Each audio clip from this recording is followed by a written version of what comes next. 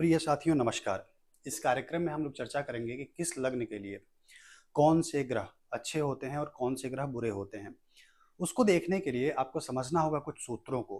कुछ मुख्य बातें हम आपको बता दे रहे हैं, बाद में हम इसी वीडियो में एक-एक करके ये बताएंगे कि किस लग्न के लिए कौन सा ग्रह शुभ और अशुभ होता है। लेकिन उसके पहले कुछ मुख्य बातों को समझते हैं। किसी भी कुंडली में पहले भाव का स्वामी यानी कि लग्न का स्वामी सबसे अच्छा होता है, लेकिन चंद्रमा को छोड़ करके। दूसरा सूत्र है कि पंचम और नवम का स्वामी यानी कि दोनों त्रिकोण के स्वामी शुभ फल देने वाले होते हैं। चतुर्थ भाव के स्वामी, सप्तम भाव के स्वामी और दसम भाव के स्वामी भी शुभ फल देने वाले होते हैं। अगर ये स्वभाव से अशुभ ग्रह हैं तो पाराशर जी कहते हैं कि पंचम भाव के स्वामी से ज्यादा शुभ नवम भाव के स्वामी होते हैं। इसी प्रकार से चौथे भाव के स्वामी से ज्यादा सप्तम भाव के स्वामी शुभ होते हैं। सप्तम से भी ज्यादा शुभ दशम भाव के स्वामी होते हैं।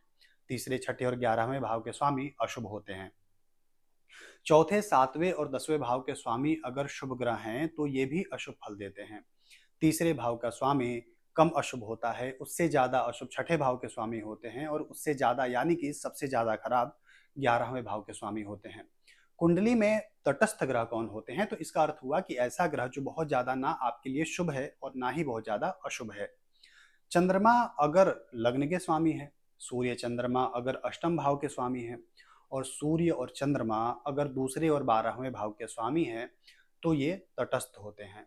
अगर कुंडली में देखना हो कि कौन से ग्रह योग कारक हैं, तो केंद्र और त्रिकोण दोनों का स्वामी अगर एक ही ग्रह है तो वो योग कारक होता है।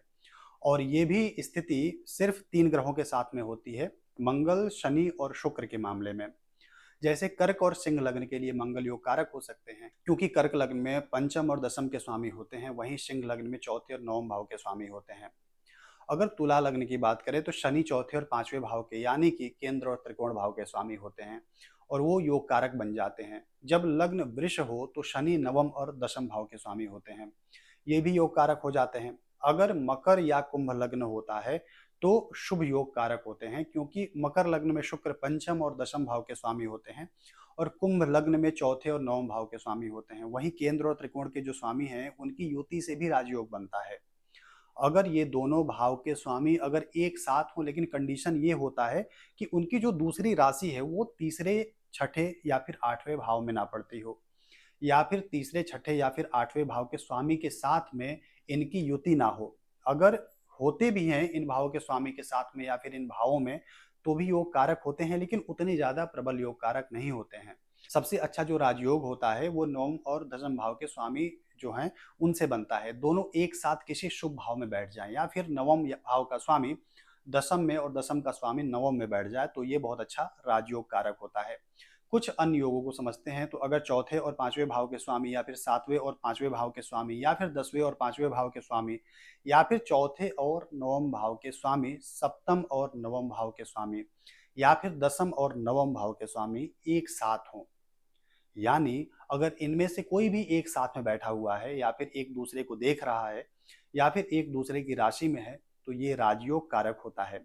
आप इन योगों में देख सकते हैं कि एक त्रिकोण का स्वामी है तो वहीं दूसरा केंद्र का स्वामी है। इसका मतलब हुआ कि केंद्र और त्रिकोण के स्वामी की युति के कारण राजयोग बनता है। बृहस्पति और चंद्रमा दोनों एक दूसरे से 7वें भाव में बैठे हों, यानी एक दूसरे को दोनों देख रहे हों, तो ये भी राजयोग कारक ही होता है। इसमें प्रसिद्धि और मान सम्मान मिलता है। हालांकि इसमें एक बात का और ध्यान देना होगा कि जो दो ग्रहों का आपस में योग बन रहा है, जिसके कारण से राजयोग या फिर कोई शुभ फल हमें मिल रहा है, तो उसमें ये देखना होगा कि दोनों ग्रहों के जो अंश हैं वो 12 अंश के भीतर में हो। जैसे मान लीजिए कि मंगल और शुक्र के कारण अगर राजयोग बन रहा है तो मंगल मान लेते हैं कि 13 अंश का है, अब उसमें 12 अंश का यानी कि 25 अंश के भीतर शुक्र हो तो इन दोनों ग्रहों की युति के कारण राजयोग बनेगा, यानी उन दोनों ग्रहों के बीच का अंतर 12 डिग्री का ही होना चाहिए। अब समझते हैं एक एक करके सभी भावों के लिए कौन कौन से ग्रह शुभ हैं और कौन कौन से ग्रह अशुभ हैं।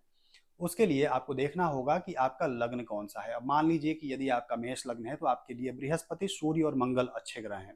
बृहस्पति बहुत अच्छा ग्रह है, उसके बाद में मंगल कुछ कम अच्छा है लेकिन ये भी अच्छा है। शनि, बुध और शुक्र आपके लिए बुरे हैं, यानी कि अच्छे नहीं हैं। इसमें भी बुध सबसे ज्यादा क्रूर ग्रह है आपके लिए, क्योंकि वो तीसरे और छठे भाव का स्वामी है। बात करें अगर हम लोग वृषभ राशि की, तो शनि सबसे अधिक शुभ ग्रह है आपके लिए, क्योंकि वो नवम और दसम भाव के स्वामी हैं। बुध, मंगल और सूर्य भी अच्छे हैं। शुक्र और चंद्रमा आपके लिए अच्छे नहीं हैं, लेकिन लग्नेश होने के कारण से शुक्र को तटस्थ कहा जा सकता है। इसका अर्थ हुआ कि वो बहुत ज्यादा ना आपके लिए शुभ हैं और ना ही बहुत ज्यादा अशुभ हैं, क्योंकि वो लग्न के स्वामी हैं। अगर बात करें हम लोग मिथुन राशि की, तो मिथुन राशि के लिए एकमात्र शुक्र ही सबसे अधिक अच्छे ग्रह हैं। मंगल सबसे अधिक अशुभ ग्रह हैं मिथुन राशि के लिए, क्योंकि वो छठे और एकादश भाव के स्वामी हैं, यानी कि दो त्रिघटाए भाव के स्वामी हैं। बृहस्पति और सूर्य भी अच्छे नहीं है।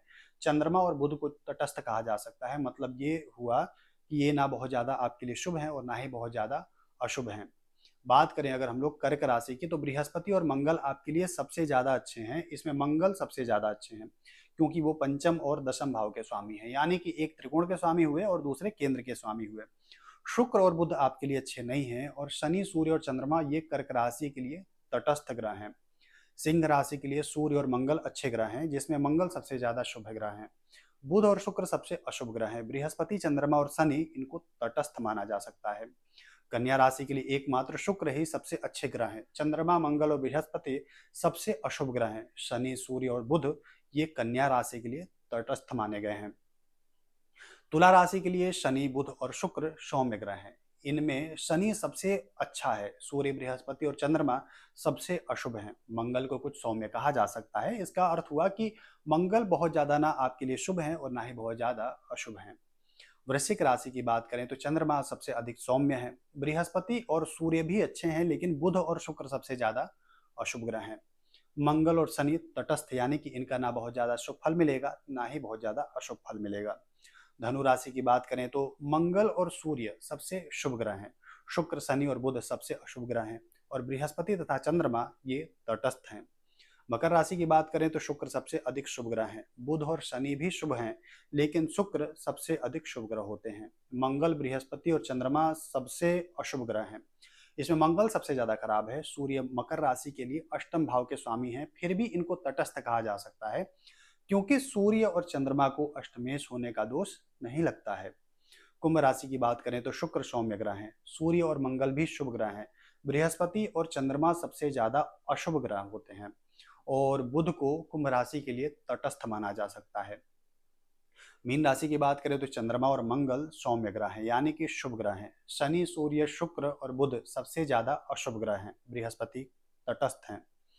तो आप जान चुके हैं कि सभी लग्नों के लिए कौन से ग्रह शुभ हैं और कौन से ग्रह अशुभ हैं। आप ये भी जान चुके हैं कि भावों से शुभ ग्रह और अशुभ ग्रह तथा योग कारक ग्रह कैसे देखे जाते हैं।